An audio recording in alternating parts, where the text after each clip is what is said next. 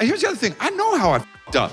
I know. I'm me. I'm the one that knows what I did and what I didn't do. I'm at home with my family. Let's be real. Comedy is a battlefield. I'm the guy that women see and they go, and I'm like, I know, but let me just talk. Behind the laughs, applause, and sold-out arenas is a world where a single allegation can sink a career faster than a canceled Netflix special. We're unpacking something rarely talked about: the false accusations made against comedians. Allegations that, whether proven wrong or not, left deep scars. Starting off with Chris D'Elia. Chris D'Elia is strongly denying some allegations that surfaced online, actually multiple allegations that surfaced online this week about him contacting, texting, reaching out to many young women, and some of them who say they were underage at the time when they were in contact with Chris. But he is certainly denying knowingly communicating with anyone who is underage. Right, and these allegations, Charles, how it started, there was one account on Twitter who said, hey, I had this experience when I was 16 years old. He was flirty, we messaged, we talked about meeting up, exchanging photos, and then it was just hit by a flurry of other kind of similar accounts. Chris gave us a statement saying, you know what, I never knowingly reached out to anyone who was underage. He says, yes, I admit I kind of got hung up in this celebrity lifestyle with talking to different women and everything like that, but my relationships have all been legal and they've been consensual, and any of these allegations that I knowingly went after anyone underage are just false. For years, he was that high-energy guy who joked about dating and drinking, popping up in shows like You and Whitney. In 2020, the internet exploded when several women accused him of inappropriate messaging, some claiming they were underage at the time. D'Elia was immediately dropped by his agents, his stand-up dates got canceled, and Netflix pulled the plug on an animated series he was set to star in. Here's the twist. Many of the initial allegations either lacked evidence or were walked back. Some accusers admitted to misrepresenting their age. Others provided screenshots that were later challenged or debunked. Chris eventually released a video admitting to sex addiction, but denied any illegal activity. Was he living a reckless life? Absolutely. Was he guilty of the crimes social media convicted him of based on the facts that came out? No. But by the time the details surfaced, his career had already flatlined. That's the scary part. Even if you're eventually cleared, the damage is often done. And unlike a court, the internet doesn't issue retractions. It just moves on.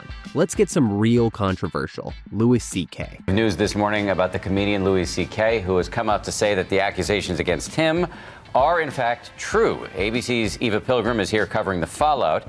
Eva, good morning to you. Good morning, guys. For many, these allegations against comedian Louis C.K. came as a shock. He joked about how men mistreated women, had even been referred to as a male feminist, but now his own behavior in question. And this morning, that stunning admission. There is no greater threat to women than men. We're the #1 threat. Popular comedian Louis C.K. at the center of the latest sexual misconduct allegations, now confirming them in a statement saying, I want to address the stories told to the New York Times by 5 women. These stories are true. Now, Louis wasn't falsely accused in the traditional sense. He admitted to the behavior he was accused of. So why mention him? Because his case shows the complexity of public opinion and how it can swing too far in either direction.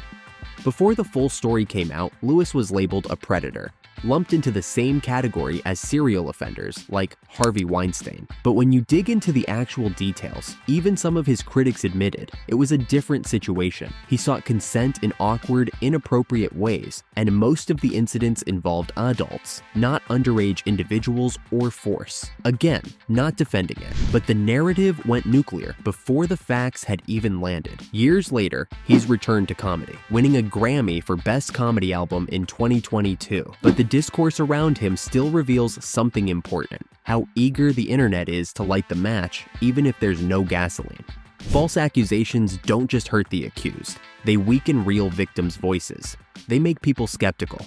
They hand ammunition to those who want to discredit the Me Too movement altogether. The stakes couldn't be higher. And in the world of comedy, where one joke can trigger outrage, the boundary between scandal and slander is razor thin. Imagine getting arrested for a joke you didn't even tell. That's what happened to Munawar Faruqui. The New year of 2021 was marked by the arrest of Munawar Faruqui. He was arrested based on an FIR filed by a BJP MLA for his jokes on Hindu deities and the Godhra incident. Faruqi's arrest polarized the internet. While some comedians supported Faruqui and called his arrest an attack on free speech, others sided with the High Court that did not grant him bail for outraging religious sentiments in the name of comedy. Some reason that Munawar was attacked because of his religion. A rising Indian stand-up comedian known for his edgy takes on religion and politics. In January 2021, during a show in Indore, police dragged him off stage mid-performance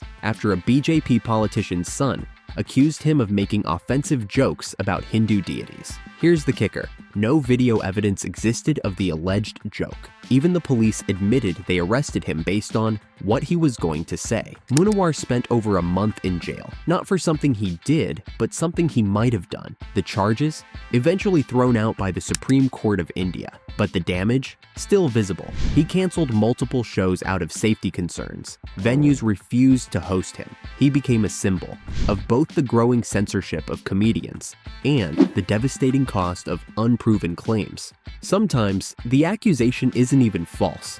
It's just imaginary. In Nigeria, Basketmouth is comedy royalty. So remember one joke like that, we come outside one time where they used drag me. I remember that, you know, and so some people went to Globalcom and started telling them to drop me as an ambassador. I'm talking about 200 tweets directed at Globalcom so they can drop me as an ambassador because of that material, which I had come out to apologize for. And it wasn't like it was my material. As they went to recommend it, they now took it to chairman. That was when chairman now said, okay, you know what? This new campaign that we are running, I want Basketmouth to front it. With decades in the game, he's built a reputation for pushing boundaries, but not crossing lines. So when an old joke of his resurfaced online in 2014, many were shocked. The joke, clumsily worded and pulled out of context, was interpreted by some as making light of rape. Social media pounced. Headlines screamed. Activists called for his shows to be canceled. Basketmouth swiftly apologized, clarifying the joke had been retired years ago and expressing regret for how it came across. But the worst part? It wasn't even his words that ignited the fire. A misquote shared by an anonymous account had twisted the joke into something it never was. Though his career recovered, the incident marked him and taught other African comedians a harsh lesson. Context can vanish online, but outrage? It sticks. Andy Signore was the brilliant mind behind Honest Trailers. My name is Andy Signore. I'm a digital creator with numerous awards and over 1 billion views, thanks to many popular creations I made, including Screen Junkies, Honest Trailers, Man at Arms, and more. On October 6th, 2017, one day after Ashley Judd's New York Times article started the Me Too movement, I was literally the second person to be publicly accused of sexual misconduct. Allegations claim that I had privately made some sexual and flirtatious comments towards female fans online, and one fan made harsher claims and falsely accused me of multiple sexual assaults, abuse, and retribution, without any factual evidence or efforts to seek the truth. Headlines were written, and stories were inflated and or fabricated, often reporting falsely that I had been demanding or expecting sexual favors from my employees and that an array of women were claiming I had assaulted or abused them. None of that was true. I filed a lawsuit. I made a statement denying the false claims of assault, abuse, and retribution. I publicly apologized to my family, my friends, and fans for my poor discretions and marital infidelity. Those hilarious, sarcastic breakdowns of Hollywood blockbusters. He helped build Screen Junkies into a pop culture powerhouse. Then came 2017. Multiple accusations of sexual misconduct surfaced, one of which came from an employee. Without a thorough investigation, he was fired almost immediately. Signore fought back with receipts, text messages, emails, timelines, evidence that showed he was falsely accused of non-consensual behavior. Eventually, he filed a lawsuit and won a settlement, but by then, Screen Junkies had cut ties. So what do we take away from all this? The same stage that launches careers can destroy them just as fast. The same internet that gives comedians access to global audiences also gives them front row seats to their own cancellation. And yes, false accusations are real. They're rare, but when they happen, they hurt everyone. Let's be clear, accusations should always be taken seriously. Survivors deserve to be heard, but But seriousness doesn't mean suspicion equals guilt. And comedy, with all its shock value and provocation, often gets judged in extremes. Thanks for watching. If you liked this video, hit the like button, drop a comment, and subscribe for more deep dives into the stories the headlines forgot.